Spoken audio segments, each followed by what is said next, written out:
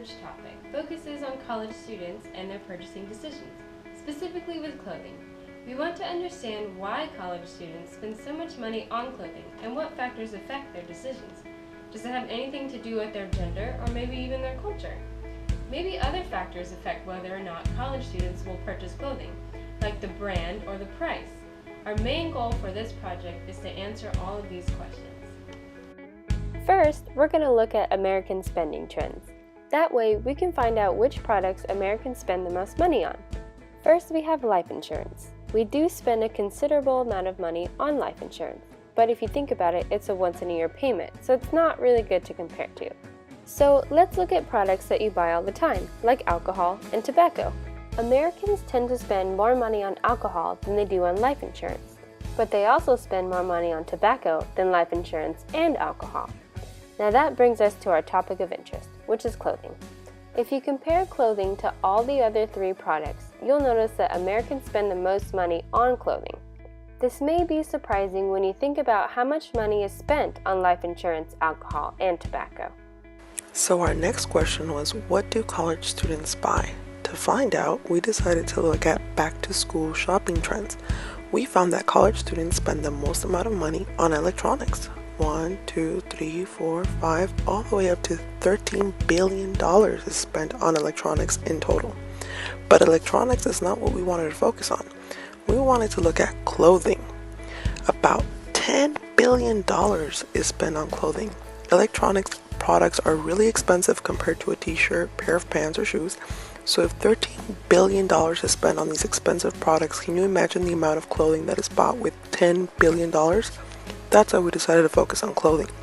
The next category that college students shop for dorm accessories, which total about $5 billion. The next was school supplies, which brings us in about $3 billion. And finally, there's collegiate gear, which is a total of $2 billion. So as this chart shows, spending on clothing and spending on electronics are the most. Because college students buy more clothing and a lot more frequently than electronic products, we decided to focus on clothing. Now we're going to look at gender differences between males and females. First of all, females are titled as the frequent shoppers, whereas males are the infrequent shoppers. It seems like everybody knows that already, but you may not know that females shop for fun while males shop for sex appeal. Another difference is that females tend to be more influenced by their friends' opinions, but males are more influenced by celebrity trends. Females also get fashion ideas from magazines. Instead, males will turn to watching TV for the latest trends. It's really clear that there are a lot of differences between males and females, but they do share a commonality. When looking at the adolescent age group, which is ages 13 to 19 years old, they have one huge aspect in common. They spend most of their money on clothing.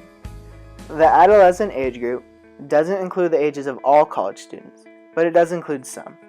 We have a theory that this trend could continue on for a few more years to include the average age of all college students. That way, it would be more relevant to our research topic.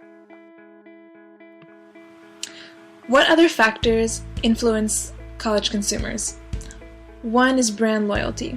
College students are loyal to brand names for a variety of reasons. They're familiar and comfortable with said brands and stick with them because they feel the brand's personality does, at some level, reflect their own. 2. Expressing individuality and independence.